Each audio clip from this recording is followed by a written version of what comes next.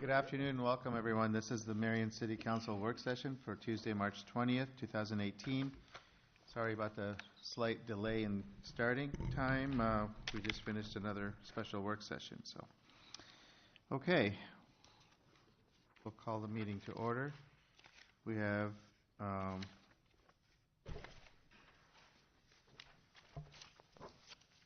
finance. We're starting with finance. Yes, Your Honor. During a December alcohol compliance check, the Long Branch was cited for a violation of selling alcohol to a minor. A lot of times what they'll do is they'll waive the hearing and just pay the fine, but in this case he would like a chance to address the council. So he has submitted a request to do so. So on Thursday night we'd like to receive and file that request and then set a hearing for the next meeting on April 5th.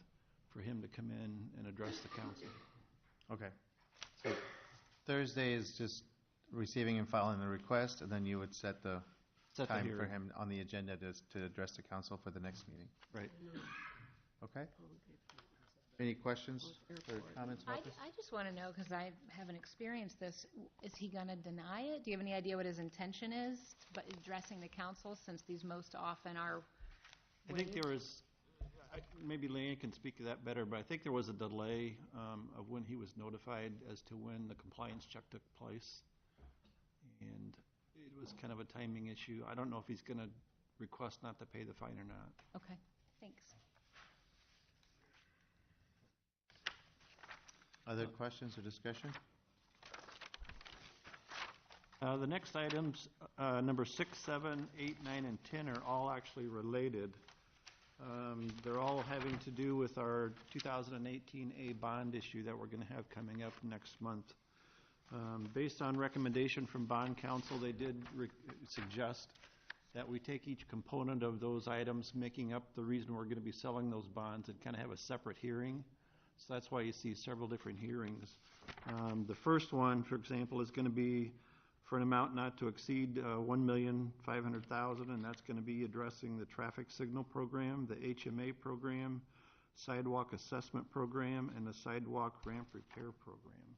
So we'd open and close the public hearing. If there's any issues, we could address those. The second public hearing is an amount not to exceed $260,000, and that's in regard to the Seymour Trail. The third public hearing in an amount not to exceed $600,000 has to do with Prospect Meadows and the amount that we are going to be contributing to them. And then the final public hearing would be for an amount not to exceed $1,050,000, and that is for the uptown parking lot that the city purchased here not all that long ago. And then there'll be a final resolution kind of rolling them all together where you will be approving a preliminary official statement and setting the date of the sale, which will be April 5th. That will actually take bids that morning. Tiana Pooler, our financial consultant, should probably be here that evening to present you the results of those bids and answer any questions you might have.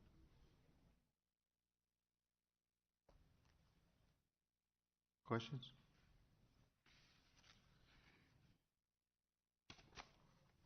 Okay.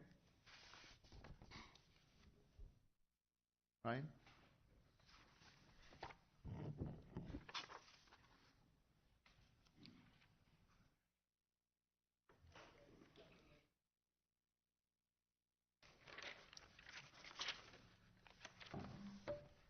Thank you, Your Honor. Let's see, what number are we on? Number 5, motion to receive, file, proposed wastewater treatment agreement from the City of Cedar Rapids. We actually got a proposed agreement back from the City of Cedar Rapids. Should have been included in your council packets. Right now, what we want to do is just receive and file it, go over the information with the City Council, not looking to take any action because it's by far not a polished document. There's a few things we want to look at in terms of a legal standpoint, and then also staff still wants a little bit more time to review. So objective here is just to go over the information, especially for the newer council members, to give them some background on what we're looking at. So we initiated discussions with the City of Cedar Rapids for a new wastewater treatment agreement about 7 or 8 years ago. And so this has been ongoing. Very slow process, and for the council members that have been here, as you remember, we've gotten previous agreements back that we didn't really see eye to eye on. And so the goal of the new treatment agreement is to base it on flow. Right now it's based upon population. Our goal is to get a flow-based agreement. That way we're paying for what we put down the sewer system. And we'll get into that. So a little background on the current wastewater treatment agreement. We executed a document back in 1979. Back then, the Cedar Rapids Water Pollution Control Facility was just being built. The total cost for the facility was just over, $71,664,200. Very expensive facility, but the EPA at that time stepped in and they paid for 75% of that.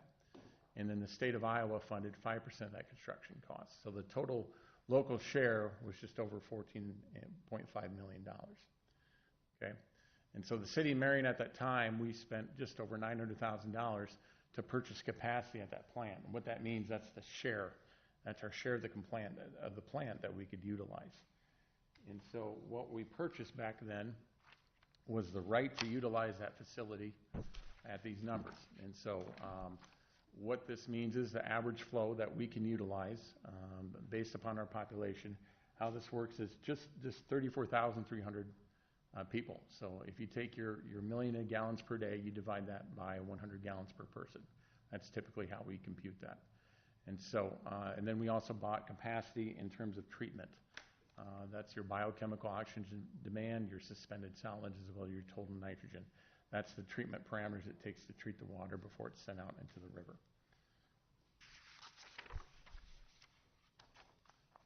Each year, we pay an operations and maintenance fee. That's, again, based upon our population, not our flow. So we pay a percentage based upon our population. Right now, we pay just under 21% of the residential operational share of that plant. We don't pay industrial loading share. And so a lot of big industries in the city of Cedar Rapids, they send wastewater there. We don't pay a portion of that. That's broken out separate. But we do pay a portion of just the residential loadings only. Okay?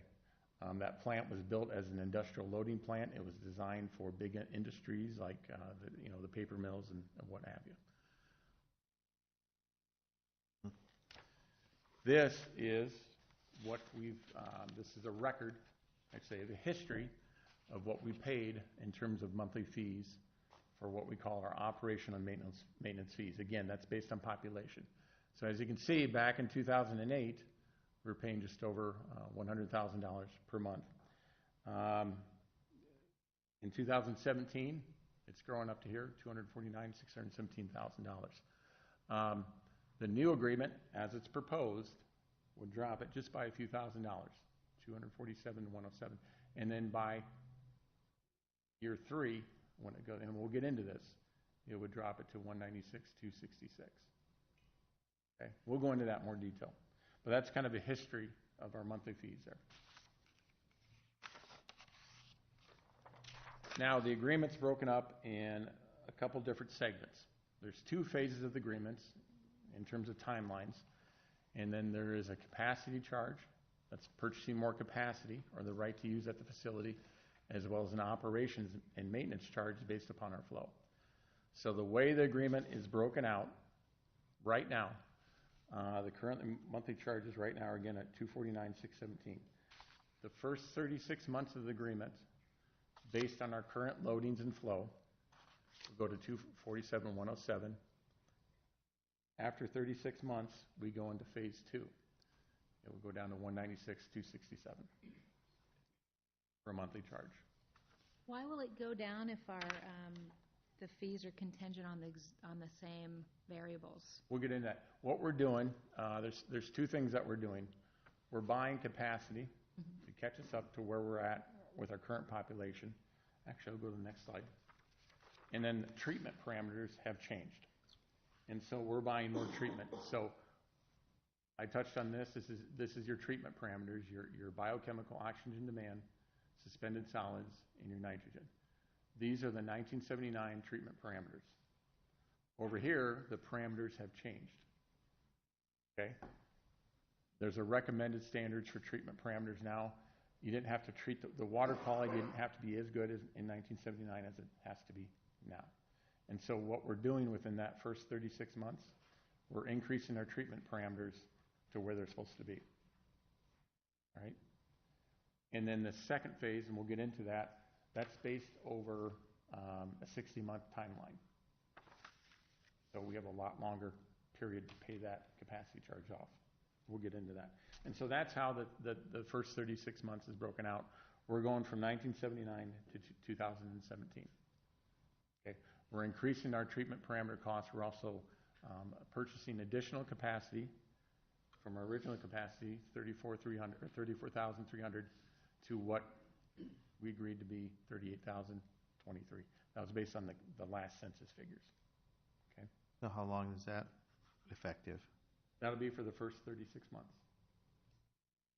Okay. Okay. So that a new 2021. okay. So then new census figures then would have No. impacted afterwards? No, or we didn't do that. And Okay. so the next phase of this, and I'll get into that.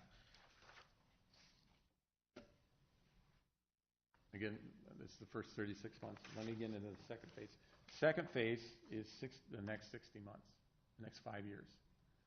And so we've gone at 2017 treatment parameters, 38,000. And what we're doing is that we're purchasing up to a population of 45,000. Okay? And we're doing that over a period of 5 additional years. That's how that's broken out. Now, talking with Lon, there might be an interest, say, hey, should we purchase 50,000? Should we purchase 55,000? Right now, that's why this document is still fluid. We're not saying that, hey, we're going to purchase 45,000. This is where we're basing our figures right now. And so as a staff, we still want to look at what that number should be. There's some things that we should and should not do. One thing is that we don't want to purchase too much capacity and bind the city into a long-term agreement, because we may want to look at options. Okay, we may want to do that. Second thing is that we also want to consider the price for capacity now in terms of what capacity could be 10 years from now. So there's a balance there. What we're going to see in the next 5 to 10 years is a lot of nitrate level reductions. We touched on this a few years ago, but in the Gulf of Mexico, there's the dead water where they're trying to do nitrate reductions. One of the things that this facility does, or has to do within the next 3 years, is come up with a reduction plan. Everybody's going to have to pay for that. And so that's some of the things that we have to think about when we're looking at this. And so this is kind of how that second phase is broken out. Our monthly capacity charge drops to just under $58,000. Reason is we don't have to increase our treatment parameters. Second thing is we're spacing that out over a period of 5 years. And then the projected O&M charges are based on flow. Those go way down, 138,494.90. Okay. Overall, this is how they've broken off. In the last 2 documents, and I apologize not getting this into the council packet sooner, I was waiting for the last 2 pages from the city of Cedar Rapids. I wanted them to break this down and compute it out. That way everything is transparent. Okay, now we'll get to those. But overall, their ask for us to purchase capacity in the next 8 years is just over $7.5 million, $7.6 million. The way they computed that is still up for debate. There's a couple things we can look at, but when it comes down to it, they're asking for a capacity cost per person, $715.27. Okay, and just to give you in comparison, for us to go out and build a new treatment facility, it would cost about $1,000 per person. I'll give you some reference. And so these last 2 documents, I wanted to include these because I asked for these. It's important that everybody has this, including the council. But this is how they propose that capacity charge to us. And essentially, they're saying we took that cost from 1979, we programmed an inflationary factor to that, the actual cost, and that's how we came up with the cost for capacity. That's how we came up with how much it costs for us to expand our use of that facility. Okay. In this document, I'd be happy to go into more detail to see how it's computed out, but this is what they came back with. Yeah. And so, be happy to take the time at some point and break it down for everybody. I wasn't going to plan on doing that right now, but they basically put a cost-adjusted factor ratio in there. That's room for debate, as well as a couple other items there. They want to charge what they call a surcharge, 25% of the total cost above that cost-adjusted ratio. That's the numbers that they're proposing to the city of Marion right now. Okay. And again, we're not looking for direction. We're just getting this information to the city council. So Yeah. this 7.6 million, the total purchase capacity charge? Yep. That's the cumulative of all the monthly capacity is charge cumulative of all- payments that were, That is cumulative of all the monthly capacity charges. okay. Now, on top of that, we saw the O&M maintenance charge. Let me Right. back up. Yep. Yep. I got that. Is that different? Is that 7.6 million? Is that the same that was initially? No, they dropped that down. Is that what they initially asked for, 9 million? Or was that a different? No, that was a over different. 12. That was like over 12 or 13 million. Okay. Their initial ask. Wow. Yeah. Yeah. Okay. Yeah, they've dropped that number down since that. Yep. And then they wanted that all at once. Right. I mean, I recall that. Yeah.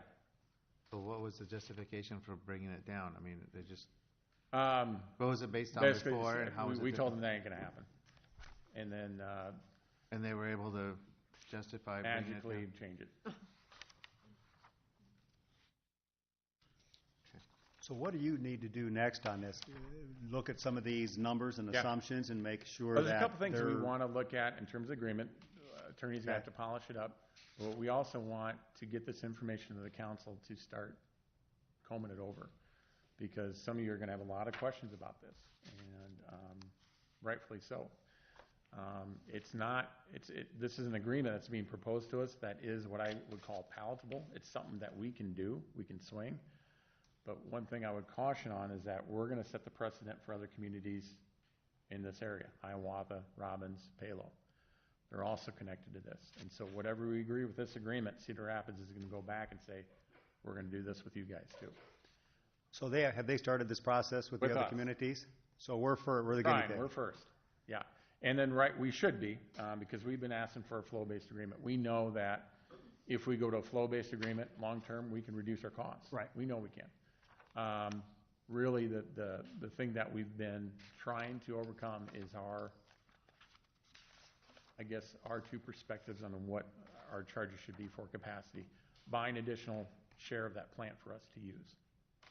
So our long-term goal would be to, because we're going to go to flow-based, would be to reduce the capacity charge portion of this and let the rest of it be a little more variable with the flow-based. Yeah. With the confidence that we can Yeah. get that lowered through a lot of different measures and Right. programs we're going to put into place. Right. And so one of the things that we have right now with our current population agreement, we have no way to control that. It goes up with population. One thing we are allowed in this agreement is that we can take measures to reduce our flow. All right? Through a variety of means. We can do it through maintenance. We can also look for other ways to reduce our flow to that facility.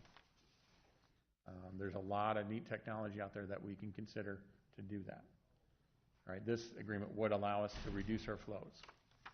And potentially, I'm not saying for sure, but potentially, we could also reduce our need for capacity altogether. Yeah, I like the idea of the staggered, the 3-year and then the 5-year. I like that flexibility that you've proposed. We maybe enter into this agreement on those two staggered So this is times. where it's at with Cedar Rapids. Staff told them, we're taking this to the council, we're getting direction. This is probably the most movement we've seen from them in a long time. So this is where it's at. So this does reduce our Absolutely. monthly fees. Yes, it does. From the get-go, it does. And then after 3 years, it'll go down even more. And then after that, the council could consider other technologies to reduce it even more. And how long was this agreement for? What's perpetual? Oh. Well. Yeah. And so like our current agreement is that we have the right to cancel at any time. Ah. Okay. Now, physically, that's impossible. We all know that. Both parties know that because we can go into default and we say, you got to unhook our sewer. DNR is not going to let us do Put that. our own in. Yeah, they're just not. And so all that language is in there for arbitration, going to court, and stuff like that. That's how that's figured out. So. But if we built our own, then we can get out of this. That's your option. Yeah, and it gets a little tricky because we're interconnected at a lot of points. It's really one system. It really is. And Cedar Rapids is finding out the hard way with us. They have some points that Mike and Tom have been working on. They want to connect to our system up north. Not till this is done. They've been told that. So is that still the case? That's being held up by this? Or? That's why this is being pushed. I think they're motivated right now. I mean, I understood that before, but that's still the case now, Yeah. I have a question. When we put almost $1 million, did Hiawatha and Robbins put money in as well? I'd have to check on that. Robbins did not. I'm not sure about Hiawatha if they bought capacity with their new agreement or not. I want to say yes, but I don't know for sure. Okay, because is the $715.27 per person universal among all 4 cities? Is that what everybody's paying? It would be. Again, we're going to set the tone with this document. We really are. And so whatever we agree to this, they're going to go back to the other cities and say, that's what Marion agreed upon, that's what we want to. And so no one has had a new agreement for some time with the Cedar Street. I want to say Hiawatha 2002, 2005, is that something? I think 2005. That's not something right now. And so they did theirs, and theirs is flow-based. And so actually our agreement's a lot like Hiawatha's. But they're in the same boat, is that they're maxing out on capacity. Right. And Robbins and Palo will be too. Right? Palo's connected to them now. They weren't before, and they are now. And so they are asking, it's a good idea, I agree with you, but we're also trusting them that is going to go down 3 years from now. I mean, we haven't had a contract with them for how long? that is correct. And so one of the things that will go down, we know for sure, is our capacity charge. Now, that other charge, that monthly charge, that operational and maintenance charge, need to caution you, that changes. All right? That's variable. That's variable. Clarify for me to make sure, so what is the timeline that we're talking about going to flow base? Dependent on this document. And so let's say council's okay with this, it would start this fiscal year. Okay. Does that make sense? And Yes. so, but that's contingent on their council will be fine. It's up to this council, whether or not they're comfortable with this. Now, we can look this over, think about it. You say, no, let's see if we can get a better deal. Staff can go back to the table and say, no, we're not happy with this. Does the Cedar Rapids Council has to approve this agreement? Yes, no, that hasn't even gone to council. But it requires They their would have to approval. approve it. So this is based upon 2 city councils coming to an agreement on this document. Okay. But you're not yet giving us a recommendation because you want a little more time with it? Lon, I want a little more time to talk with Lon. Engineering has some, I think you had a couple things there we wanted to look at, and so as a staff, this didn't come in till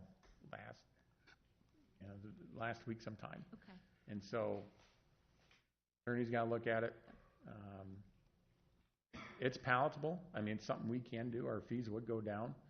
But again, let's look at this. We got to think long term. Sure. You got to think about a lot of things. Okay, any further questions on this for Ryan for now? The only thing I would point out is that when Brian has presented data to you in the past about the way we do our wastewater rates in the past were really heavily leaning on the monthly fee, and the actual usage fee was a relatively small portion of that. So when we've proposed to you and talked about changing that and relying less on that monthly fee, that's another technique that you can use to reduce flow. The old system, before we started making adjustments to it, there was really no reward to a homeowner for reducing their their usage. So why would they install a low-flow toilet if they didn't need to or if it wasn't code required? Because there is no direct benefit to them to doing that. So the idea would be is not only when they're looking at these numbers, as Ryan indicated, it's based off of $100 or 100 gallons per person. If we can get that down to 98 or 95 or 93, even coming out of the houses, then under a flow-based agreement, we would see a direct benefit of that, but so would the property owner. And I'm assuming if we go, as soon as we start the flow base, then we'll have a pretty good citywide educational program to the homeowners and to the businesses on this change and Yep. what they can do to help themselves Yep. and help the city. Yep. We'll add it to roundabout education, roundabouts and flushing. So one thing, Tom's not in here, so I'm We can make a roundabout look like a toilet. gonna, this capacity charge, $715, remember, that's the new population coming into the city. And I'm not making recommendations now, that's something you have to consider. So if a home is built in Marion, just, take this into consideration, that new population is being added to this. So there's some things to think about in terms of connection fees. There's some things, there's a lot of things to think about when we start looking at our rates if this agreement goes forward. Because essentially, you got to think about what's the true cost of that lot, what's the true cost of bringing that new population into town, and right now, the rest of the city's footing that bill. Some people don't like hearing that, but that's true.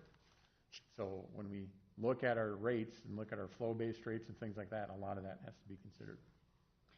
Right. Excuse me, Ryan, what does, for example, I'm looking at large volume facilities like commercial hotels. We had 200 rooms and they're at maximum capacity. How do we have any idea what that'll skew these numbers? Skew which numbers? Well, I Sorry. mean, just an increase. I mean, obviously, so, we're based on Like residential. Lon alluded to, I wish I had that with me. I didn't bring it. And we'll get into that. But when you go to a true flow-based billing system, you're paying for basically the water that you use. Okay, so it's pretty equal across the board. We got into this, a while back, but what we're running into now is that we have a service charge on each residential or each dwelling, I should say. And I'll give you an example. I'm not picking on anybody, but we have some mobile home parks that have one $8 service charge, and they're paying for the water use from there on out. Whereas that $8 service charge is being paid for by that single-family homeowner, their rates are much higher. And so if we go to a strict flow-based billing system, it becomes more equalized.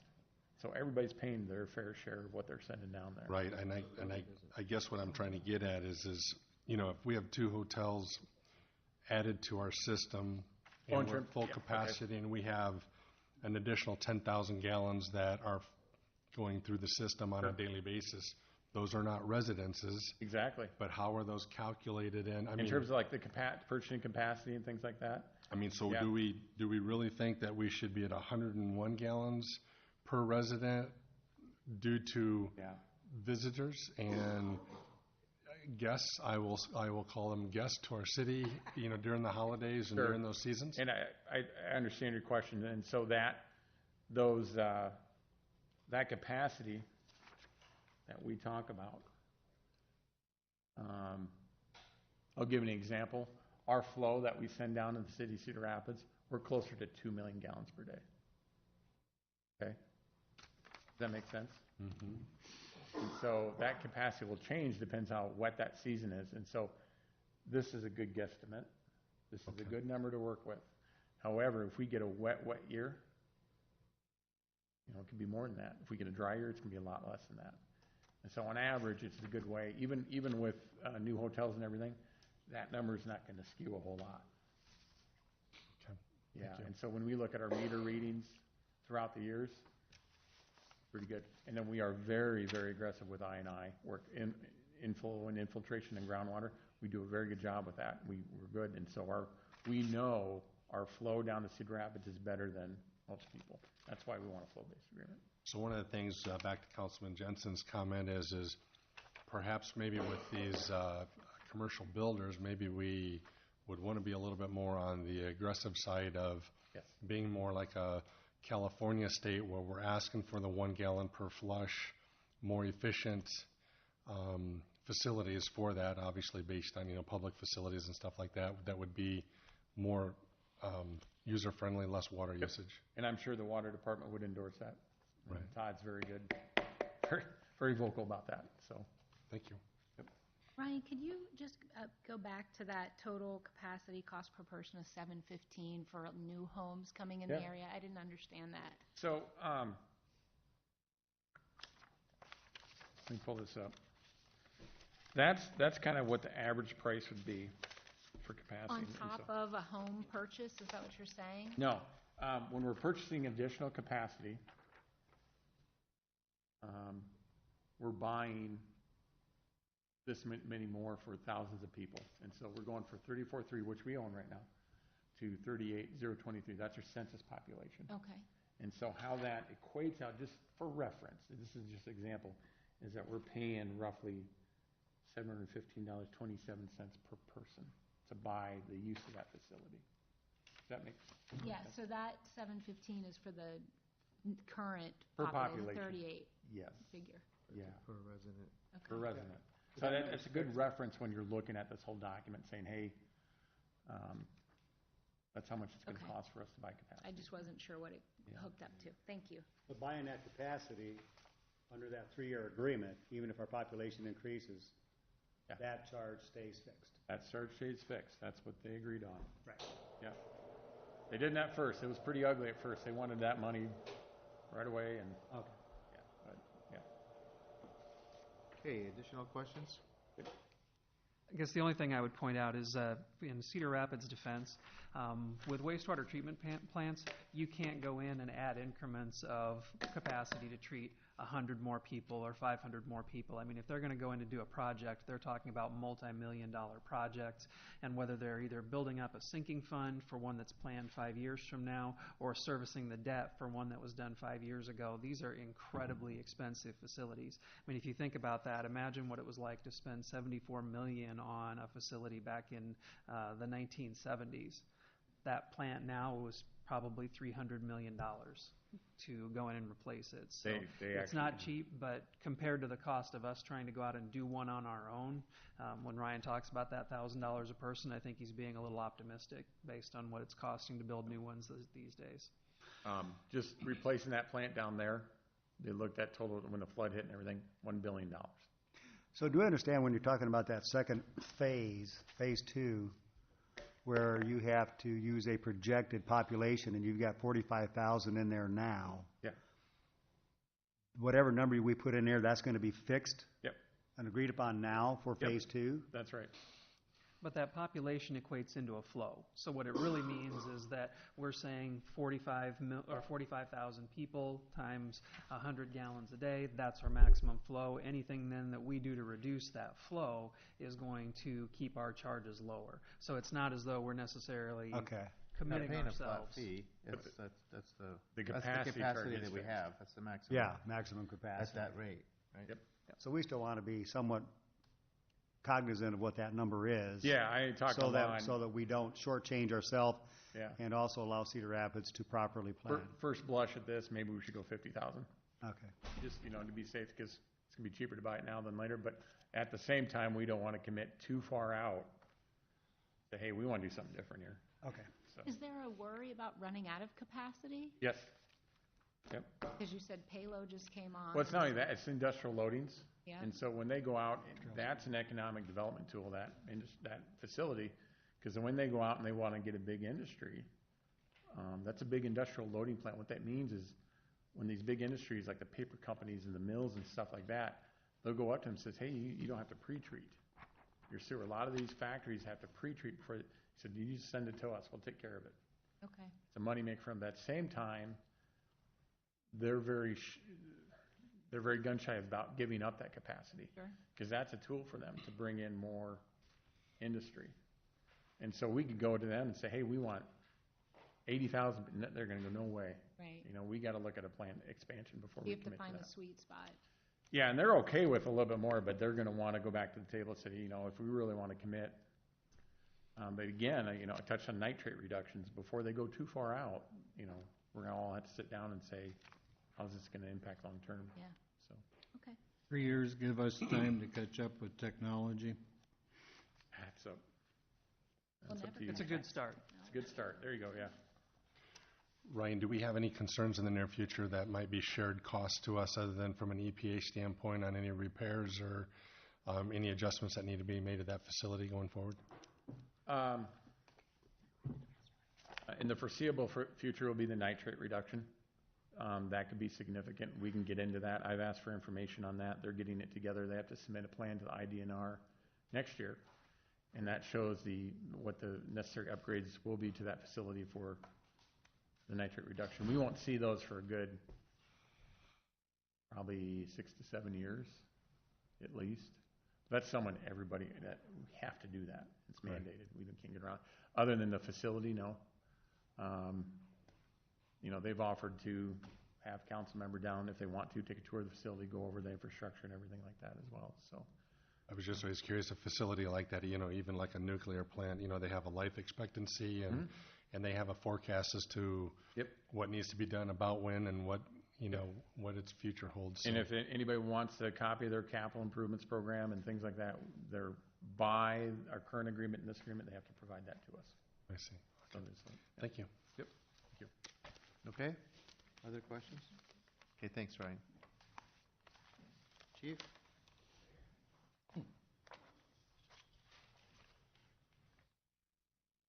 Mayor, with your approval, I'd like to swap the order of items 1 and 2 in my agenda and do my Four Oaks presentation first, if that's okay? Okay. I think that I need to turn the gavel over on this one, so, Randy? Okay. So I just want to update the council in regards to some activity that's been occurring at our Marion Four Oaks. Kelly Malone, the Chief Program Officer from Four Oaks, is here with us today. Just for background, the Marion Four Oaks facility is a facility that houses youth that commit various crimes, including some serious crimes, as well as youth that are in need of assistance due to some mental health issues or they just need some special help. The Marion facility is not a licensed facility to be locked, and their staff have some limitations for going hands-on with the kids, and just a lot of parameters that they can do in handling situations when situations become difficult. The recent spike in calls for service, we had an incident involving a council out there that I don't think I need to go over today, but you're aware of it. But on March 14th of last week, a working group of various community partners and civic leaders from Marion met at the Marion Police Department to address the concerns at Four Oaks and to develop a partnership moving forward. I want to express to council it was an extremely productive meeting. I'm very optimistic in the steps that the Marion Police are going to take and that the Four Oaks staff are taking already to alleviate some of the problems. Some of the action steps that the Marion Police Department has taken is I've assigned a commander that is going to oversee the interaction that we have with the Four Oaks facility, that we have a baseline of response. Four Oaks is actually going to be coming to the Marion Police Department next month, provide us some additional training about their facility. We're going to be providing our staff some additional training on what they can and can't do when they respond to certain types of calls for service at those locations. There's a lot of liability that the city incurs and the police department incurs when we respond to a facility like that. So it's very incumbent upon us that we react the right way in knowing what we can and can't do at those types of facilities. At the meeting that occurred last week, Kelly described several things that Four Oaks has already done and if it's okay, I'd like to invite her to talk about those things just briefly. And I will tell you in the last week and a half, just with the changes that they've made out there already, we're noticing a considerable difference in the activity out there. And we're getting ready to do a beat deployment structure overview next with the University of Iowa. And the steps that we take with this beat deployment strategy will fall into us building better partnerships with facilities such as Four Oaks and different community partners. So Kelly, thank you for being here. Ready? Well, I really do appreciate the opportunity to come and talk about our program. And I'm going to be a little bit repetitive because I just wanted to have this opportunity to talk about our program. The children that, we are a licensed, I should start out and say we are a licensed facility by the Department of Human Services. And they have rules and they have laws that we have to abide by. We are not a locked facility. We do have what we call delay doors. And what that means is that when anybody hits the bar on the door, it delays opening for 15 seconds. So that gives our staff enough time to go and intervene. All our staff are trained in de-escalation techniques. It's called MANT. It's a nationally recognized model for de-escalation. The children that we see, that we serve, have been severely traumatized. They have mental health issues. They have behavioral disorders. They have emotional disorders. Some of them are delinquent. We don't really have kids that are purely delinquent. All our kids that are delinquent also have mental health diagnoses, and our children that have a lot of mental health issues make poor choices, and they break the law, and then they become delinquent. So it's really a mixture. We do have 2 units of 15 children are on one unit and 12 are on the other. And we do separate them based on, for those children that are more sophisticated and delinquent, we keep them on one unit, and the children that are more mental health and less sophisticated, we keep on the other unit.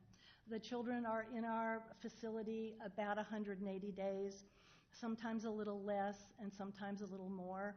All the children are referred either by Juvenile Court Services or the Department of Human Services, and they are the case manager, so they make the decisions about when children come to our facility and when the children leave the facility. I really do want to thank Chief McHale. We did have a very good meeting. Mr. Jensen was there with the community. I think we've got a great start. We have really strengthened our program. We've added staff, and we've upgraded some of our policies and procedures and practices. And as the chief said, we really have seen a lot of reduction in having to call the police in the last few weeks. And we're also working with Linn-Mar School to make sure our practices and policies are aligned. Next steps, as Chief said, I met with Lieutenant Miller yesterday, and we set up some times that he's going to assign certain officers to the program, and they're going to come over and take a tour. We'll talk about what we do there. They'll meet the staff, and then we are presenting to all the officers on the 3rd and the 5th of April. So any questions that people have? Is there anything else you wanted me to I think that was great. I just wanted to alleviate any concerns. Sure. It was a pretty good spike that we had there, and I think even Kelly will tell you that. We were extremely concerned. And the partnership that we have moving forward, I think, is forever changed. And I appreciate your willingness to work with us and address the problems and make the community safe as well. So thank you, Kelly. I think I apologize, I think we have some questions up here. Yeah, So. sure. I don't know my glasses. What age range of kids are in the facility? It's Sorry if I missed typically 11 to 17 when they're admitted, but the Department of Human Services and Juvenile Court have the ability to admit kids that are outside of that range under 18, but it's possible that we could get a 10-year-old, but typically they're older teens. Okay. And are you at capacity or near capacity? We are not completely full. I think right now we have about 9 on one side and 13 on the other, 12 or 13 on the other.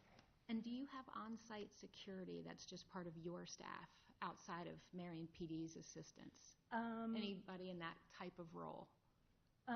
If you mean like a security officer, like a police, no. All our staff are trained in de-escalation.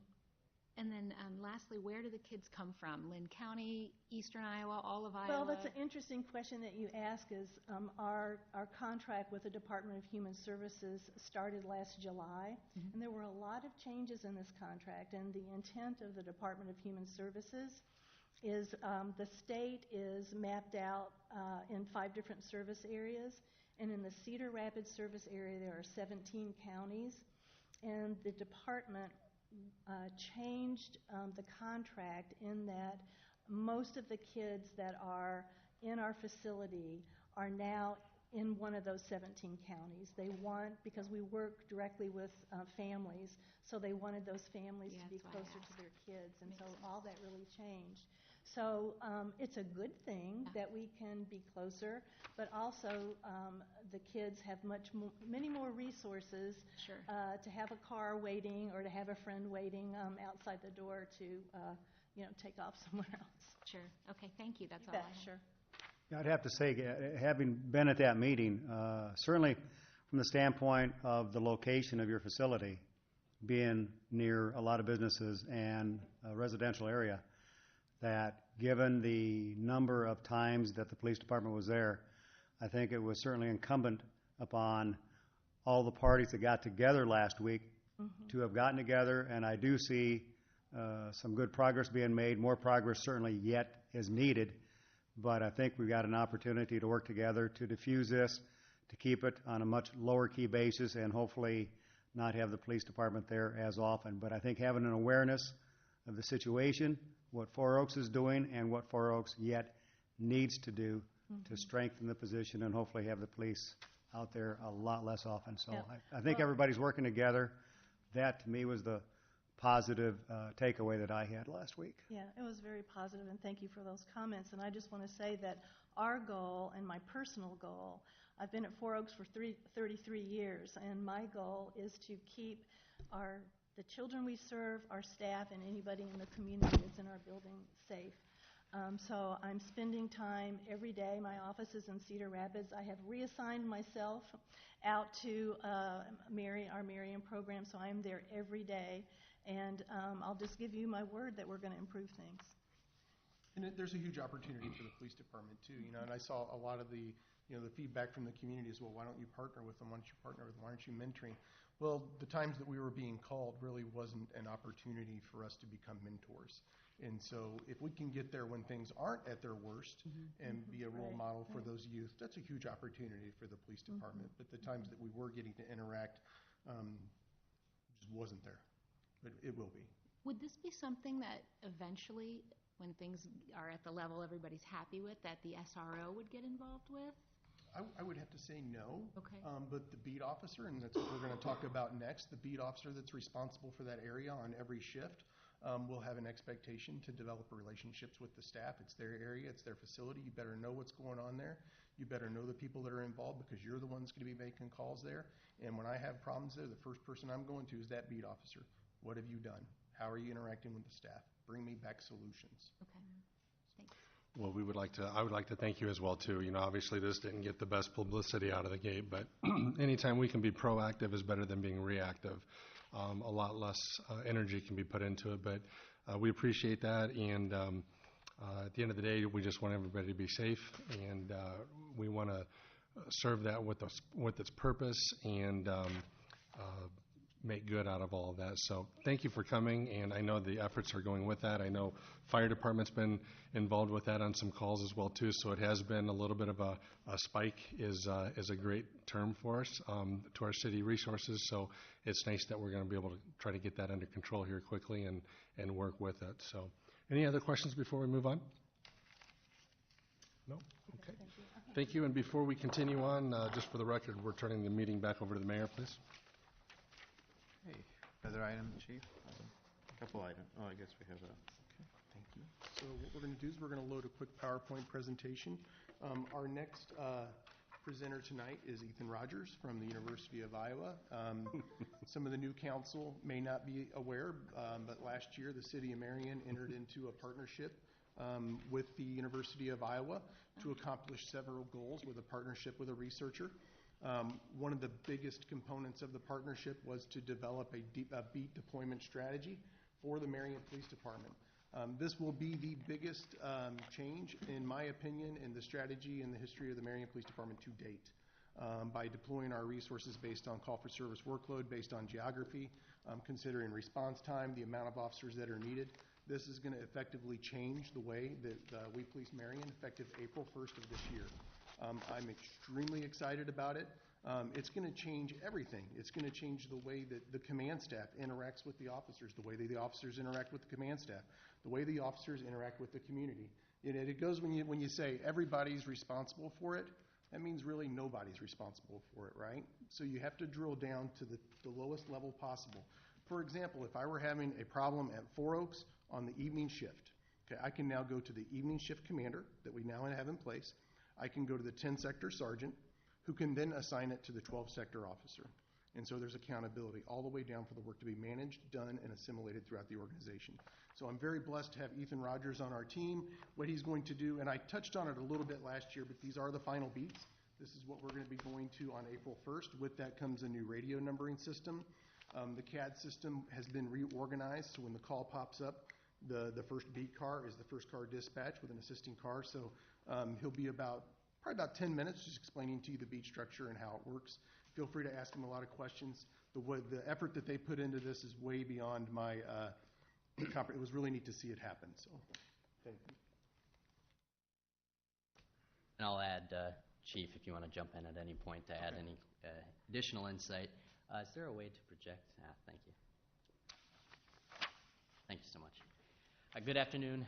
Thank you for giving us this opportunity to talk a little bit about our 6-month research partnership. Again, my name is Ethan Rogers, the research coordinator for the Crime and Justice Policy Research Program at the University of Iowa Public Policy Center. Welcome.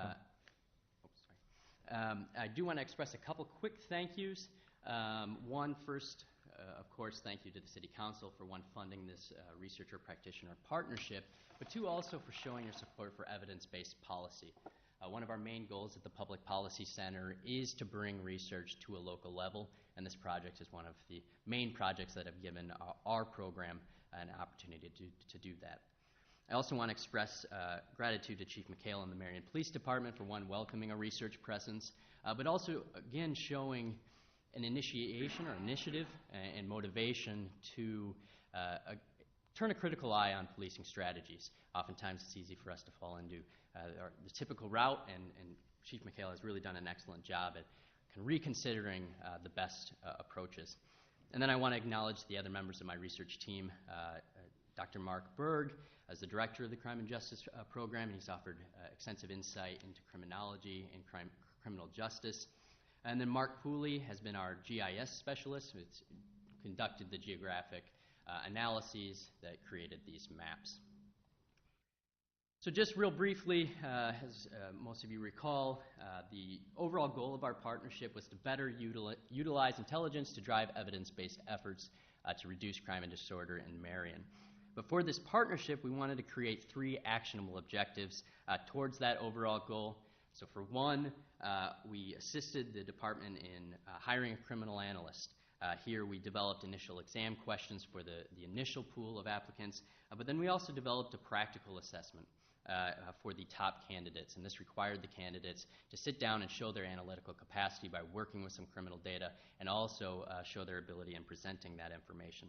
And that led to the employment of Sunshine McDonald, who's been a great addition to the department. The second task was to work with Sunshine in creating templates for crime briefs. So these were daily reports about criminal activity here in Marion that all patrol officers and the department are able to receive and get a little bit more insight on what exactly occurred the day prior. And then finally, and this will be the focus of today, we developed a patrol beat deployment strategy. So real briefly, in terms of our specific goals for this patrol map, one, again, we wanted it evidence-based, so data-driven, but we also wanted it to have a degree of analytical rigor. And here we brought in that Mark Pooley, again, to do the geographic information system mapping that I'll show here in a moment. Our other goal was to create essentially 6 beats and divide it into 2 sectors. Okay? And the reason we did 2 sectors with 3 beats is to kind of create a certain degree of flexibility. That way, Chief McHale can use both sectors and beats when determining where's the most appropriate spots to assign both officers and command staff. So as he detailed, command staff will likely be assigned these larger sectors, and then within that, specific patrol officers will be assigned to the beats. And then finally, we wanted to be able to account for city growth. So through discussions with command staff, we discussed where the areas of Marion are expected to increase in calls for service, and that way the beat map that we provide today isn't out of date tomorrow. Right? We're preparing for that city growth, and I'll detail that when I show the map. I'm not going to get into the specific details of the analyses, just largely in name of time, but also, again, Mark Pooley was the one running the analyses, so I'm afraid I'd stumble over the specifics. But I can give you a general summary of what this analysis required. So first off, we were able to get access to the 2014 through 2016 call for service data through the Marion Police Department. We then had information on that. We had information regarding the call type and the priority, so the severity of the call. We also had the time and location and the source of the call. So was it officer-initiated or was it a phone call from a citizen here in Marion? And our research design involved three elements, which I'll explain briefly. We establish the parameters, we run analyses, and then we lead to our final beat recommendation. So first, regarding the parameters. Through our discussions with Chief McHale, we decided what's most important to consider when we're creating our beat maps. So what we decided is to create these different variants of how these maps might be created. So we considered the year. So one, we created a map only using 2014. Then we created another map with 2015 data, and then in 2016. We also created one combining that data. We also considered the volume of calls. So throughout all of these maps, we're largely considering where are the highest number of calls occurring. But we took that a step further and realized that we also have to consider the priority or the severity of the call. Certainly, you can imagine that one extremely severe call might require more resources and officer time than 10 low-priority calls. So we created maps that took that weight into consideration, or took the severity of the calls into consideration. And then finally, we considered the source of calls. I mentioned that we do have that information on whether it was officer-initiated or citizen phone call, among other different sources. We wanted to make sure that these maps might look similar, whether it's an officer bringing this call for service in or a citizen requesting help. So the analyses, again, I'll try to be brief here. The first step was to geocode or locate every call for service on a map of Marion. So every one of those dots was a call for service, and this is 2014 data. So every one of those dots represents a call. Unfortunately, because there are plenty of calls, you can't perfectly see the density of those calls, because one dot, if they overlap on top of each other, that could be actually 200 calls. So, for example, down in the southwest part of the map, there's a couple spots where a single location was always the intersection reported because it was near a park, and that was just the intersection. So there's a lot that's going on there, but it's just not popping up in this image. But you see that when we start to aggregate. So that was the next step. We aggregate all the calls for service to census blocks. It's partly cut off there, but each census block is color-coded. The red and orange represent census blocks with the highest number of calls. Blue cells represent the areas with the lowest number of calls. Now, this is partly influenced by the size of the census block itself. Certainly, you're going to have more calls if you have a larger geographic area. However, we did take steps to also account for the rate or consideration of the size of those locations.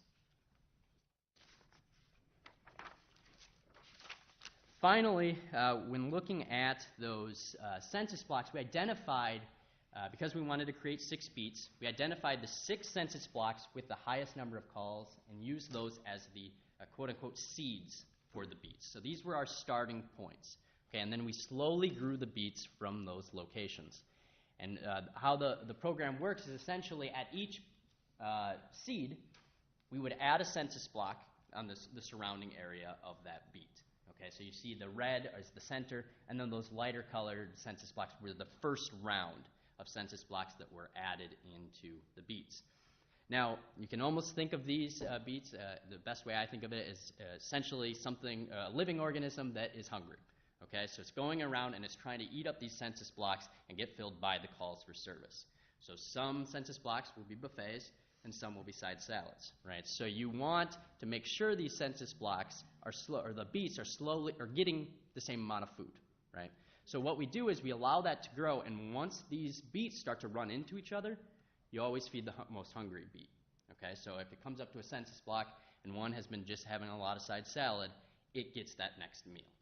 Okay, so this allows our beats to come out roughly equivalent in size, again allowing equal distribution of officers and resources. And then we finally, at the end, we made some adjustments, largely practical adjustments, consider geographic boundaries. Indian Creek, we wanted to make sure there wasn't any illogical expectation that an officer all of a sudden is on the other side of the creek without convenient patrol routes. And then finally, with our beats, you'll see that we made some visual modifications, added colors to the beats, and added geographic identifiers. So to select our final beat recommendation, we first selected the map that was consistently reflected in as many of the various beat maps that we created. Again, we had all of these different parameters that created multiple maps, and we looked at what is the pattern that's showing up most consistently. We also wanted to make sure this was practically applicable, so we did, again, consider easy interpretation and implementation of the beats. So that required us to account for some additional geographical boundaries, particularly considering major roads. We also wanted to minimize the number of roads as boundaries, which I'll detail here when I show you the map. But essentially, we wanted to make sure that it was easy to say to a patrol officer, here's where your boundary is, right? If there was multiple roads, it would get very difficult to easily communicate that. And then we also wanted to consider additional logistical aspects of patrol that I'll show here.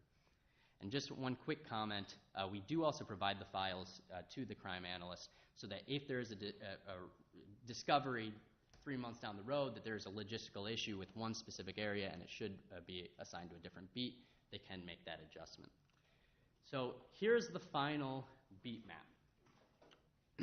So first I'll note the color coding. So the brown or tan beats are towards the northeast. They represent Sector 510, and then the southwest area, the gray area, represents Sector 520. And again, each sector is split into 3 beats. You also see we noted the major roads and also identified Marion City Hall and the Marion Police Department. A couple comments on our main modifications. Again, I already mentioned that we wanted to make sure the beats kind of ran along Indian Creek, or at least to the best of our ability. We also wanted to smooth the road boundaries. So just as a comment, you'll see the 2 darkest gray beats, the road going right up and down between those beats. Originally, when we created this, there was a step, almost like steps going along. So the expectation for a patrol officer to go 1 block over, 1 block down, 1 block over, 1 block down isn't practically applicable. So we did smooth that and make it at least a couple roads for them to navigate. And then finally, Iowa 13. Originally, the northern parts of that beat, beat 513, so the one on the farthest east, was originally split into a couple different beats. It was reaching into the other beats. But we wanted a patrol officer to be able to access that entire road and just be entirely responsible for any calls for service on Iowa 13. And just a comment then, looking at, now this is the 2016 call for service. I want to bring up this table to highlight again how it's preparing for some potential city expansion. So there was an expectation that towards the east and northeast, as well as the northwest areas of Marion, will be increasing in calls for service. So we wanted to be prepared for that. So what you'll see is the center beats, 512 of the tan beats, and then all of the gray beats all have roughly 5,000 calls for service, a little more, a little less at times. The other 2, the one in the northwest and along the east, have quite a bit less, 3,000 each, but in preparation for expanding calls for service. And you'll see how that will balance out over the years. And that's where the baseball fields, the hotels, the residential growth on the northwest side, it's all accounting for us to be able to fold into that and not overburden those district cars. So with that, these are our final beats. Chief, if you want to add any comments on the deployment, but if you have any questions. I won't beat you up any more with it today, but it gets down to the micro level of management and law enforcement. This is pretty basic, but for what we're doing out at the PD, this is a huge step for us. I'm not going to lie to you. They're a little nervous. They think that I'm going to put them in that area and never let them leave. I'm going to dispel those fears tomorrow. They're going to get out, but it's going to be team-based. 10 sector, you guys got to work together and become a team to solve the problems in 10 sector. 20 sector, you know what, you got to solve your problems too. And, you know, if the 10 sector officer, you want to go play in 20 sector, I don't think the sergeant's going to like that very much. So it's about accountability, building relationships, owning an area, and I'm really excited about it, and I can't thank you enough for all the work you did and put into it. So, Thank you. any questions? So this is implemented April 1st? April 1st, yes, sir. Okay. All the CAD software modifications are being made right now. The radio numbers will be, we tiered in adjusting the radio numbers for the officers, and we go full bore April 1st. Okay. Any other questions or comments? Well, thank you very much for all your work on this. And Yeah, you're welcome. I look Thank forward to seeing how it works and have all the confidence that it's going to be great for the city. And I'd be remiss if I didn't put in a plug to thank Lon for helping us get approval to get the money to partner with the University of Iowa. I'll probably be coming back in the next year or so to ask to do more with the University of Iowa, partnering with a research partner. You see the results you're going to get. So thank you for your work. Thank you. Chief Crable.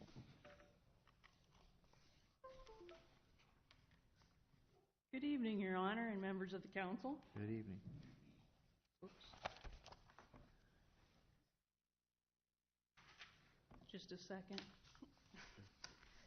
As you know, and what we've been talking about, it seems like the other department heads have been talking about tonight, technology and data. If you've noticed, that's becoming the two big words. And I am also going to be going off that too, if I can find my presentation.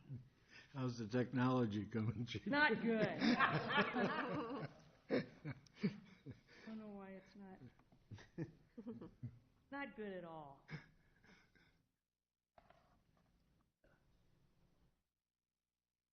The disc. Amanda.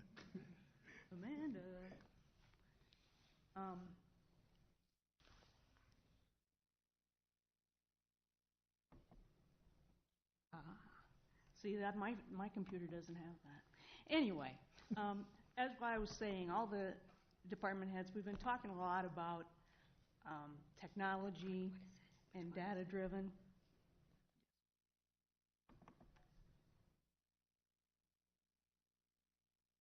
Well, it worked before. Anyway, with the fire department too, there's changes really coming about with technology and data and things like that. With technology, the fire department in this country is usually the last to ever improve on technology. If you've ever heard rumors about fire departments, we're very tradition-driven. Tradition is a big deal for us, and change is not something that comes very easily. So with fire departments, it's tough to make any changes, but we need to be more efficient, we need to be more effective. And so something came to me. I had the opportunity to visit Nevada, Iowa. They had a summit, and it showed a new technology of firefighting. And I think it's the way that the rest of the country is going to end up going. And I look at us maybe being pioneers in this new technology. It actually comes from Wisconsin. And I want to invite you all to join the people from Wisconsin to show off this technology. April 13th at the American Legion, they'll be holding a class from 6 p.m. to 10 p.m. explaining the science of the technology, how this type of firefighting can save water, save more property, be faster response, therefore increasing survivability of fire victims and property loss. It's going to be a great thing. I've already attended this class. As I said before, that's how I came upon it, and I believe in it. I think it's going to be a great thing, and I want to invite all of you to be there. Thank you. On the next day, they're actually going to demonstrate it. We have a farmhouse that Linmar has graciously let us have to burn down. And we're going to be doing that on the 14th, about 8:30 a.m. We're also going to have some vehicles that we're going to start on fire to show how this system puts out the fires faster and with less water. So I invite you all there too. This is the difference. A traditional fire truck and then a UHP, ultra high pressure is the name of the technology. Respond in a pickup truck. There's the difference. The other difference, traditional, the big hoses, the big nozzles. The ultra high pressure, the hose is about this big around, and it's going to put out the same amount of fire as the big one. This is one of the trucks that are showing with this new technology. They're putting them in. This is being built in Wisconsin, a company called HMA. What happened was someone talked to someone in NASA. NASA was using this technology to put out fires in their rockets. They talked to this fire chief and said, you know, the fire service should do this. It'd be a lot more economical. It'd be faster. It'd be great. So they have a company up there that took on the task and built these ultra-high pressure systems. So I'll show you just a quick video of the difference.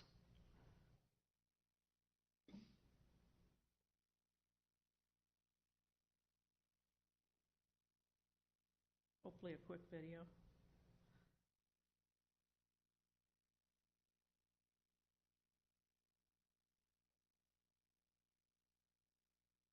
Go to the first one.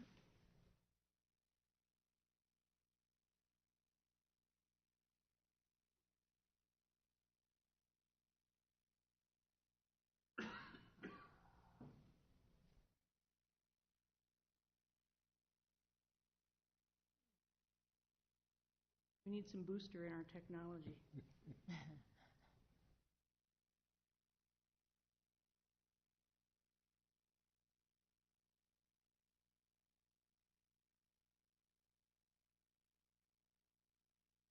Exit. I don't think that's working. Well, I tell you what, if you come on the 13th, you're going to see all kinds of these videos, but actually, I will forward this website to all of you, and you can actually look at them yourselves. Let's try a different one. You can look at them yourselves.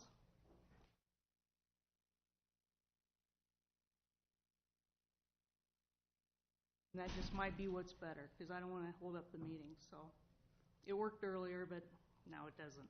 So I will forward these to you. Please, please, please take a look at these. It really shows the difference. In one of the videos, it shows a fire engine pulling up to a scene and the fast response pickup pulling up to the scene and how fast they deploy and put out the fire. The people in the pickup the firefighters did much faster than the engine did. Hey. Oh, there we go. That's on yours? That's not the one I wanted, though.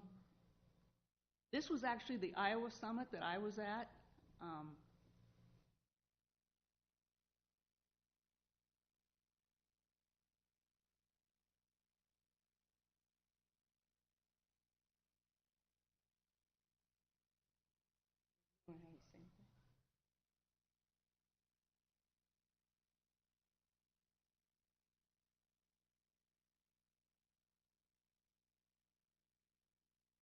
I'll just let them do that. But please take a look. I really believe that this is going to make a difference in our city. if we go to something like this. I can't say all the firefighters are for it yet. They have questions, they have concerns. But I think once they see it, I think it'll help a lot. I want you to see it. I'm not saying it's the answer to everything, but right now in Wisconsin, they respond with this to 95% of their calls, and it works. It won't work for everything. We have a major commercial fire, we'll still need those engines. We still need our engines to back us up. You know, if it gets out of hand, high winds, anything like that. But this is something that can change what we do. So is that something for a more small area fire, like a vehicle fire, something where you don't need Actually, no, one of my videos that I wanted to show you was a house fully involved. In your packets, there's an article that was in the state magazine. There's a picture in there of a house fully involved. They used 4 of those little lines and put out that fire. And with no hoses, no assistance The from little hoses, yes. Also, talks about costs, Chief, which is a huge item. And they extinguished that full house with 200 gallons of water. Right now, with our engines, it probably would have been 800 gallons of water. So needless to say, the water department is very supportive of this new program. So that's where we're at. We're just testing it, seeing how it works. I want to get your feelings. I want to get my firefighters' feelings, but I want you to know it's coming, and I really want you all to be there. Go ahead. Is this something that you would want to just mix in with the current fleet? You're not talking about replacing, you're talking about having a mixture. Supplementing with it. Supplementing, but if we can show that it works, we'll go with the data once again, and we can show that it works. We may actually get to decrease our amount of fire engines and the things we need that are very expensive. And what's the cost of one of these versus a $100,000. And how much is an engine? $500,000. Okay. Wow. Plus the amount of space you need. Correct. The size of your stations, everything, yes. And response time. But also what I'm finding too is right now we're having multiple calls at once. We're having a very big problem with that at the fire department. There's been times that we've had 5 calls at once and there's no one to go except me. And so I do go to calls still. But what I found is that sometimes these calls that are coming at the same time, the medic truck is already at a medical call. Fire call comes in. Medical call, they respond to the fire. They're in the medical truck. They have no hoses. They have nothing. What can they do? They size up, you know, make sure everybody's out of the house, and that's all they can really do. They can't start putting out the fire. So what I would actually like to see is these small trucks actually replacing our medic trucks so that we have a fire truck with us at all times and on our medical calls. So, and that would save cost to the city too. Save a lot of cost. So looking at saving money too. Can you explain a few more comments about that class from 6 to 10? Is that, if you go to that, you need to be there for the entire 4 hours? No. Or how does that? No. And if you just want to come Saturday, that's fine too. But Okay. on Friday that night, I can do. It really explains the science, why it works. Okay. Sounds very promising. It does. I'm excited about it. Any other questions? Any questions for the chief? I apologize for the technology. Will you let us know where on that Saturday to be and when? Yes, and I'll forward you this presentation so that you can see the addresses and the websites. Thank you. Thank you. Okay. Thanks, chief. Mr. Carolyn, are you next? Yes. Yes, sir. Items 1 and 2 under parks on the agenda, they're both related to the Butterfield skate park project. The department received 6 responses to the request for proposal that was sent out for the design and construction of the skate park. All the proposals were reviewed and scored. Spawn Ranch of Los Angeles, California received the highest score total as part of the review. Spawn Ranch has built several skate parks across the Midwest, 7 in the state of Iowa. They'll be doing 2 this summer, Knoxville and Grinnell, Iowa, and then Marion would be the 3rd if we had that direction. Spawn Ranch is also a certified skate park company. They've gone through a bid procurement process with the National Joint Powers Alliance, who has done basically the bidding, and Marion, the city of Marion, is a member of that alliance. The Marion Park Board has reviewed the recommendation that was made, and they moved at their Park Board meeting last Wednesday to recommend to the City Council that we would enter into agreement for the design and construction of the skate park with Spawn Ranch, Inc. Next steps would be that we develop that scope of service agreement for design and construction with Spawn Ranch, and then we would start the first phase of the project, which would be that design phase, and there would be a public input portion of that as we work through that process, and then development of construction documents, and then the construction. Based on the RFP proposal, we would start the public input process sometime in April, probably start construction of the skate park July period, and they think they would probably have that wrapped up mid-September, October. Okay. Questions? Can we do anything with it in the snow? Can you snowboard on it? I don't think that will sign that you can't do that. I think you can do just about anything, any time of year on it, yeah. Kind of neat, since we have such long winters, if we have precipitation. Can I ask something that's not on the agenda that was in the departmental report? Here we go again. Well, is it related to the skate park? Nope. It's related to a park. Then really it needs to be on the agenda for it to be an item of discussion. Okay. It's a question? Oh, Yeah, you can't I have just to don't ask get a question? Is it something that's going to, is included- your question going to lead to discussion? I just, I have no idea.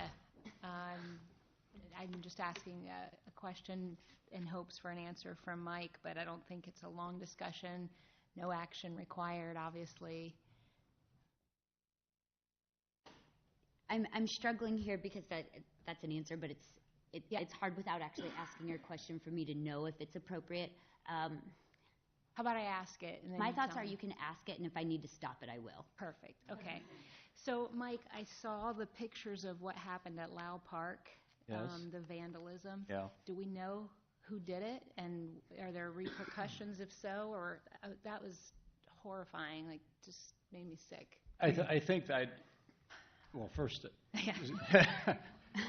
I was going to ask the chief to respond to that question because it's under investigation by the police department at this time. And as something that's under investigation, that's actually not a public record. If it's part of an ongoing, if it's part of an ongoing investigation, it's not subject to public disclosure at this time. Sure. But once that's wrapped up, that's actually a public record. So that's not, as long as you're not going to discuss it, that's something that I don't think there's an issue with disclosing in the meeting. But if it's an ongoing investigation, then obviously that's not I public. apologize, I missed the first part of the conversation, so I just want to be careful what I'm walking into here. You're not walking into anything, actually. I will tell you that we had some, from the 911 calls that were received, we had some very generic information that we followed up on. We did have a similar incident that was not of the scale that we saw at Lau Park at Linn-Mar High School. We are in the process of pulling video from Linn-Mar. I've got to be frank, I'm not optimistic at this point. But you never know. We're going to put it out there, see if we can get somebody to dime somebody out, because we all know somebody who owns that four-wheel drive truck that showed up at home. So Yeah. I'm not optimistic, but we're not giving up. So Okay. Thank you. So if we get these departmental reports, how can we ask questions? Because I realize I could email Mike, right? But it seems like for the benefit of the public, this is a public park, it's taxpayer dollars. I don't understand why we can't discuss some items. If we put that the departmental reports are, on with the agenda for the work sessions, because I just don't understand why there's not a workaround. Let me take that under advisement and talk to legal about that and come up with a way we can make that happen for Terrific. you. Okay, thank you. Thank you. Because perhaps maybe council would like to make some change to that. Can it just be at the end of the meeting, discussion on departmental reports? I mean, that may be a little too broad, but it's a physical document. I mean, like they're public record too, aren't they? Are they not? Yes. They're published. Yeah. if it's going to be a discussion item, it needs to be something that the public has advanced knowledge of, and that may not be sufficient, so I'd like to run that by the Iowa Public Information Board just to make sure. Well, we want to do it correctly, so, Yep. but it's obviously something that everybody wants to look into, so if we can look at that. Thank you. Absolutely. I think that the consensus of the council is that we'd like to look at that. Thanks. Thank you. Okay, any questions on the presentation from Mike on the skate park? So on Thursday, the vote will be to concur with the recommendation of the park board and approve the proposal submitted by Spawn Ranch, Inc. Is that correct? And then the second part of that is just the motion directing, directing the staff to develop that agreement scope with of service agreement. To negotiate the agreement with them. Okay. Okay, is that clear? Any other questions on that? All right, that's it for parks. So building inspection.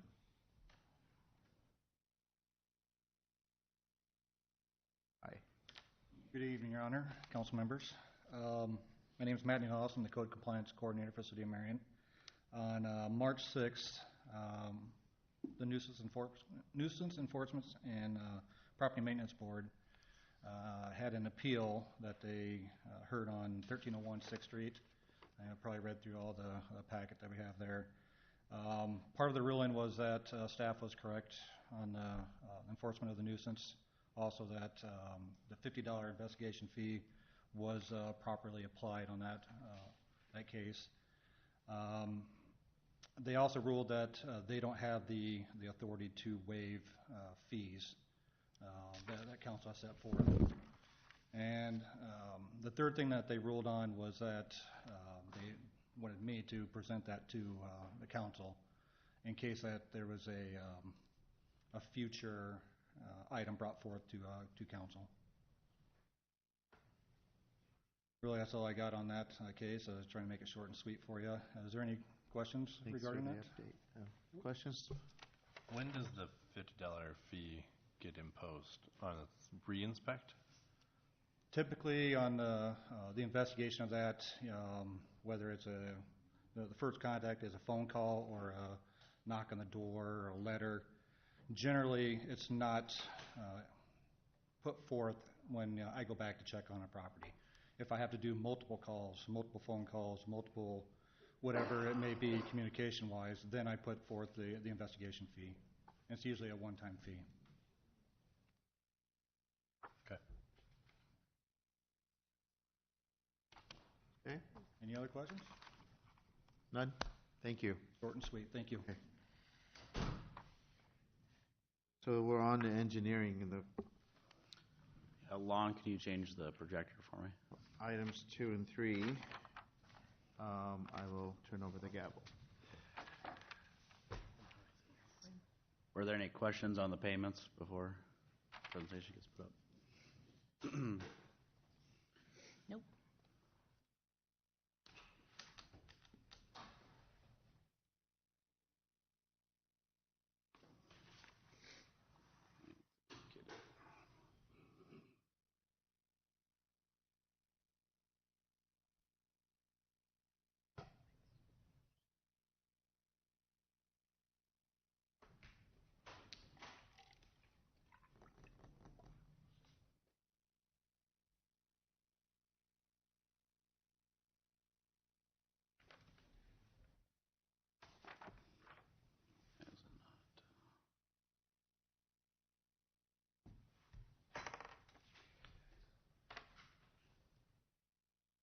need Deb to help you? Yeah. So now it's cutting part of it off. Okay. Technology. All right. So item number 2. It's the first time they've given us this Is change order number 1. So quite a while ago, we approved a memorandum of agreement with Morris Wood regarding Tower Terrace Road Phase 6 from Winslow to Linden Lane. It had basically a $1.5 million contract. On August 3rd of 17, you guys approved a contract with Interstate Power and Light, or Alliant Energy, for undergrounding power lines, and then also a contract with Mediacom to go underground as well, for an amount of basically $16,000. Typically, when we do these projects, we have our contractor put the conduit in the ground ahead of time before we put the street in, so we don't have to bore the lines. So basically, what we're doing is paying Rachi Construction $14,160 to put the lines in while we have the area tore up. Otherwise, we're going to pay between $20,000 and $32,000 Alliant to do boring or to put those conduits in them while they're doing it. Obviously, it's cheaper to have Rachi do it while they have the big equipment out there and they can just trench that material in there. So we're requesting you to approve change order number 1, which amends the contract that we have with Morris Wood to pay $14,160 to put the conduit in. So similar projects like Art in the Alley, we did that. They provided all the conduit, we installed all the conduit, and then they came afterwards and put their facilities in the conduit then. So this is a picture. It's hard to see it, but this is Winslow Road looking north. Tower Terrace is going to come in east-west in this picture, and the overhead power lines, again, it's hard to see in this picture, but they're going across the street. Questions? Since this is a change order, was this not accounted for in the initial project? Correct. So a lot of times when we did the original agreement, those power lines could stay there. There's no reason that we have to bury them. And so that's why we had separate contracts with Interstate Power and Light and with Mediacom to underground them. But then to try and save the city money, we asked Rachi if they would then put those empty conduits in there. Is this still within the overall budget? It'll fill, yeah, within the Tower Terrace allotment. Okay. Anything else? Okay, item number 3, please. And so this, from your original packet, this was moved around a little bit. This, I think, was F5 originally. So this is just approving the contract. You guys saw the bids last time. Again, this one came in at 98.3% of the engineer's estimate at $810,465.12 to L. Pelling.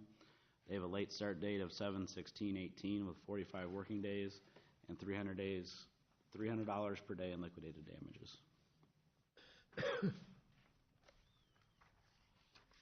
Any questions for Mike? Okay, thanks, Mike. Okay. All right, item F3, setting a public hearing for the next council meeting. ITC is proposing to put in new facilities. Right now, the existing facilities actually go through Squaw Creek Park. In order for them to upgrade them, they would rather not go through the park and cut down more trees. They actually instead want to go along 151 and 13, and then 100, go up Munier, build a new substation. Right now, they're proposing it on the Bjornson property at the intersection of 31st and Munier. That may change, but right now that's their current plan. As part of that, some of the property that the city owns along Highway 100 and 44th, they want an overhang easement. So they have to put their poles basically right on the right-of-way line, and then up high where the power lines are, that's going to overhang onto our property. This is the future site of something that we'll do with public service. And so because they're going to pay us for this easement, it's public property, and disposal of said property by an easement, we have to have a public hearing. So we're just setting the public hearing is all we're doing in this instance. So it's just a 25-foot overhang easement at 44th and Highway 100. So today, you're just setting the public hearing. We'll have the public hearing next time. Okay. That makes sense? Questions? They are willing to pay us $1,268.46 based on that. So some big money. So what's the area of the easement?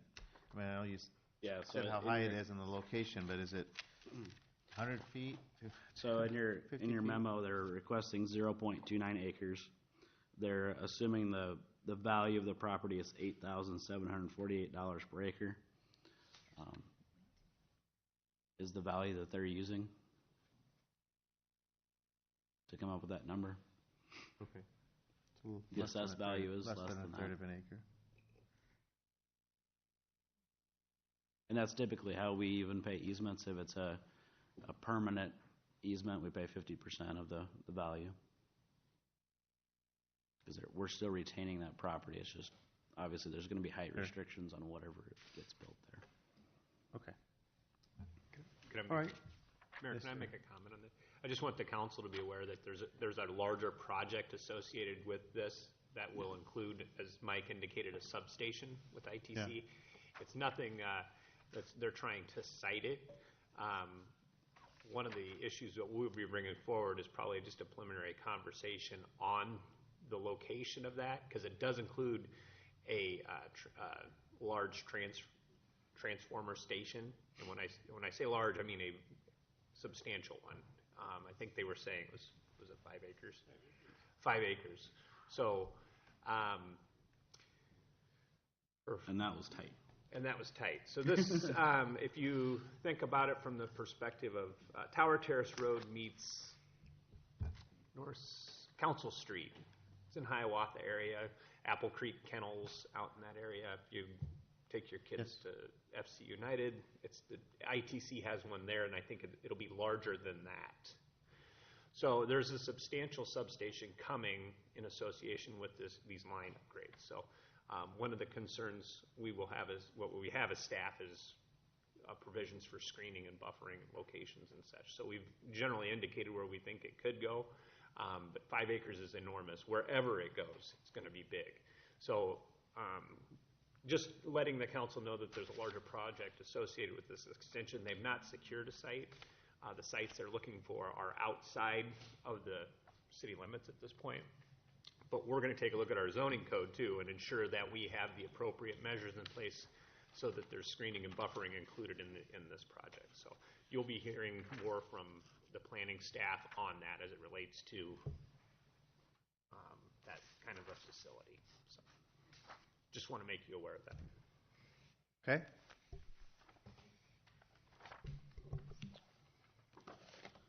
All right. Ready for the next one? Yes, sir. Yep. So engineering went out and solicited quotes for the demolition of 184 8th Avenue. This property was bought for the Alburnett Road Extension Project.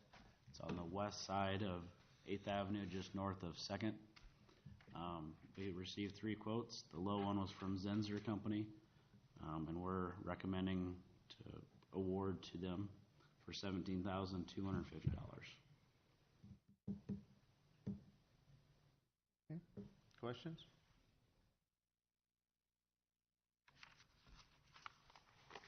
Wow, oh my gosh, the third estimate was more than twice the other ones. It's interesting. People are all over the place. Other questions? Comments? Okay. Next, number 6. All right. Approving the contract with Municipal Pipe and Tool. So again, on this one, you guys had the bids at the last council meeting. There was 2 of them. The low one was for Municipal Pipe Tool of $103,199.75 for the sanitary sewer slip lining project. Completion date of 9/28/18. They've actually already called and want to get started on this project, but obviously we don't have the contract signed. There's no working days assigned to it, and then there's liquidated damages of $300 per day. This is where we'll work with Public Service to get some additional locations because we got such good bid numbers, and get some additional locations slip lined. That will help with that flow agreement that Ryan talked about. Okay. Any questions?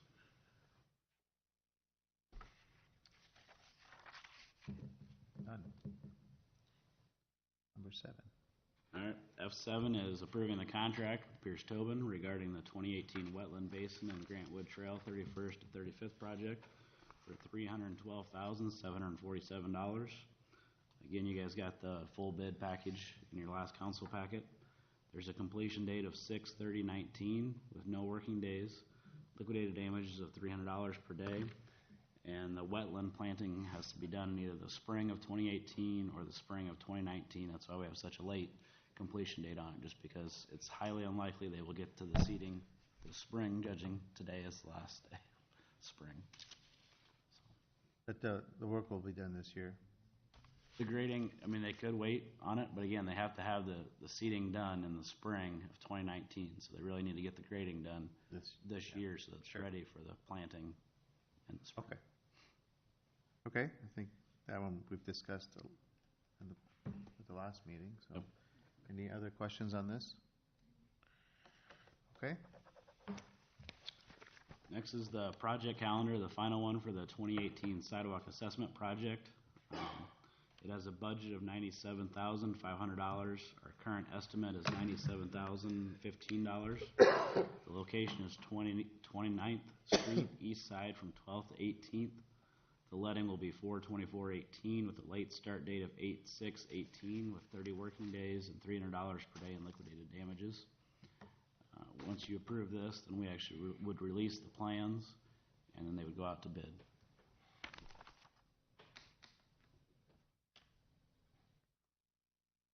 Okay, questions on that one? All right. Nothing is starred under planning calendar, unless somebody has any questions. Otherwise, it's on to administration. Thank you, Your Honor. The first item under administration is a resolution of support for an application to the Iowa Economic Development Authority on behalf of Timberline Manufacturing. Timberline came and presented to the City Council about what they are planning to do with their project. There is a minimum match requirement that has to come in from the community in order for them to be able to qualify for those dollars. There have been some changes in the cost estimates on the project, mainly due to the switch from them initially looking at doing an expansion to now focusing on doing a standalone facility.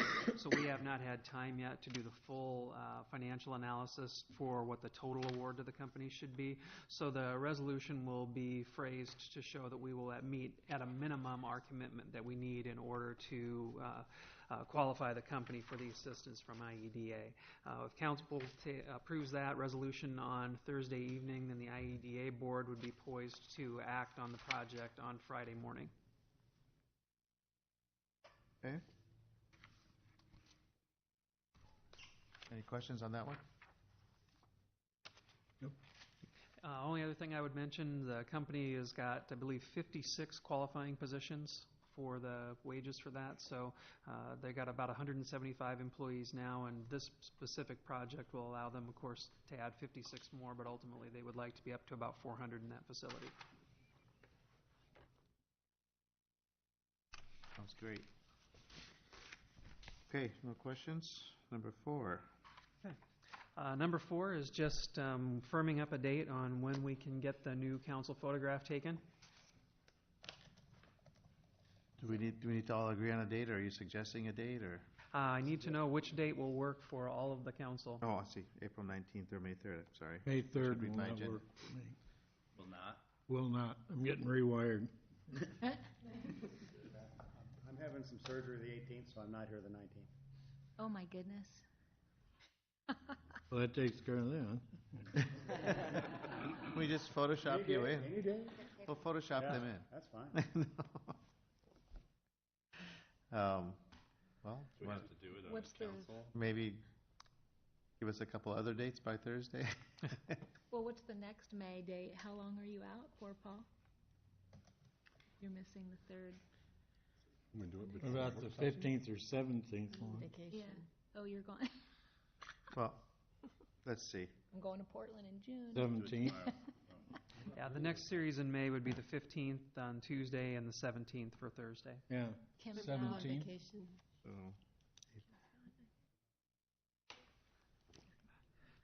yeah, I mean, any time in April. April 5th, is April 5th an option? As long as the photographer could make it, Right yes. before the meeting? April 5th? Did he give these dates, or did you just pick these dates? Because his calendar was pretty loopy with all of he does all of the school sports and blah, blah, Yeah. blah. Yeah, we can find a photographer. to take Yeah, pictures. That's- I won't be Tracy's had the available on the conversations 5th. with him. I don't know how they pick the dates. Going to be in Rochester. Okay. On the 5th? Yeah. We can take pictures. But no on the 5th? How about before work session on the 17th? Should have done it in January when he had us all here. That would work. 17th of April. Yeah, we're here the 17th. No, we'll be up April to- 17th? Can we see if that's available? Oh, you're here the 17th? Yep. Okay. We will check and see. Let's see if that's available. Okay. I think everybody's good with that. Yeah. All right. And then the, Are you discussing number 5? yes. So I will It'd be like turn over the 4:30 gavel then. to Mayor Pro Tem. No, It'd be at April 3:30 17th. because it's a work That's session day. Tuesday night meeting though. Yeah, yeah. We'd actually have to dress up for that. Okay. I got to dress up? That's what I said. Well, we have you can't talk about it, but will we have a clock that works by then? Yes, we will. We can't mention that, I know. We'll catch trouble with the attorney. We'll make note that there's a request. We won't discuss it. Okay, so maybe April 17th at 3:30. Well, okay. We'll check that between now and Thursday, let you know. Nobody go anywhere. All right. Number 5. Number 5, I think as the council is aware, on this last round of grant awards that the city had applied for from the DOT, the DOT, this is the first one that's actually going to be for hard construction. Everything that we've applied for and received to date has either been for planning or design services. So the grant that we've received for construction, they did a more intensive review, and they have asked for us to make changes in our lease agreement with Luxair Aviation to ensure that the public always has access to use the facilities that they're now going to be putting close to $500,000 in. And so because this is an unusual project with us being a hybrid operation, partially public, partially private, they actually took the step of having their legal staff draft up the changes that they would like to see in the lease.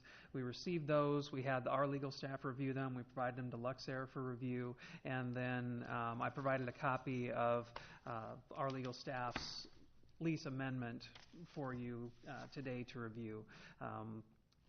We don't have a lot of flexibility on what they want to see in there because DOT is providing the dollars, and these are the recommendations that they want to make sure that they can always ensure that if they're providing the dollars, that the public has the ability to use and enjoy the facilities that they're putting the money into.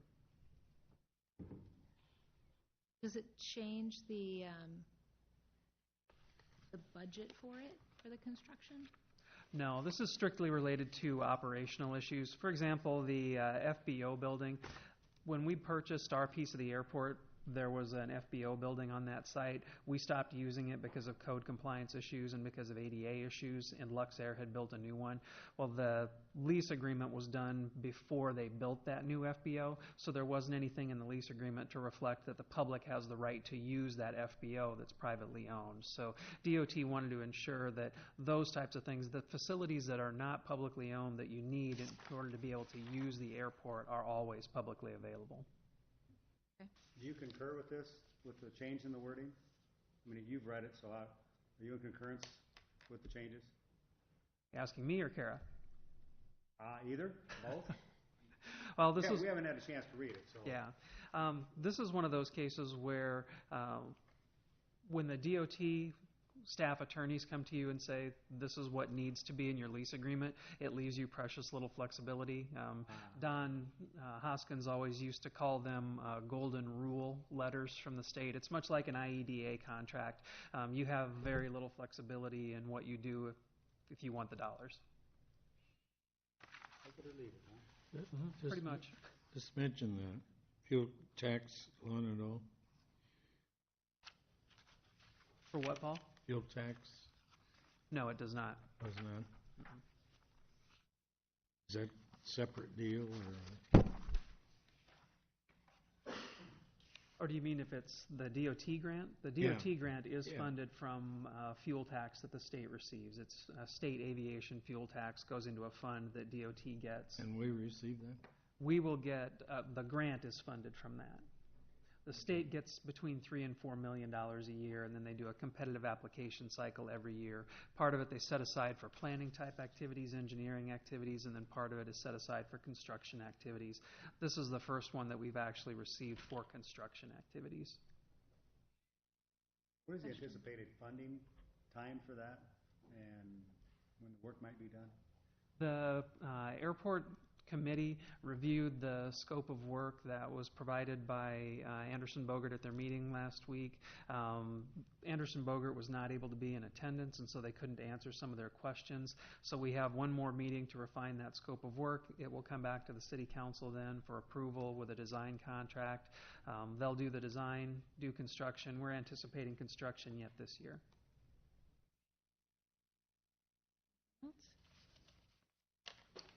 Okay, moving on to letter I, is that right? So this is a motion to adjourn to closed session regarding litigation as permitted under section 21.51C of the Code of Iowa. Tuesday, we'll need a roll call vote to do this, right? Is there any discussion before?